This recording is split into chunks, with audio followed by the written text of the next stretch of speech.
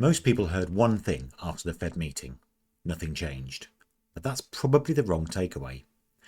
The Fed Reserve kept interest rates where they are, so on the surface that does sound uneventful, but underneath that decision there was more disagreement than usual, and that matters. Here's why. The Fed sets interest rates to try to keep inflation under control without hurting the economy too much. If everyone at the Fed is thinking in roughly the same direction, markets usually feel they can make a decent guess about what comes next. But when the group starts to split more clearly, that is a sign that the path ahead is getting harder to read. And right now, the disagreement seems to be about how safe it really is to start cutting rates. Now that matters a lot because a lot of investors still want to believe lower rates are coming soon.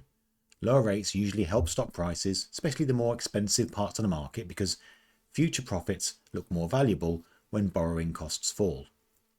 But if inflation stays sticky and oil stays higher, some Fed officials are getting less comfortable that those hoped for rate cuts may not come as easily as people expect.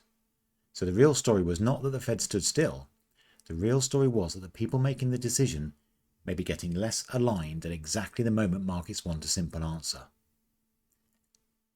That makes this more than a boring central bank update. It means the market may still be pricing in a kinder outcome than the Fed is ready to deliver. And if that gap stays open, some parts of the market may have to adjust. So in simple terms, investors may be acting like relief is still on the way, while the Fed is starting to look less sure that it can offer it.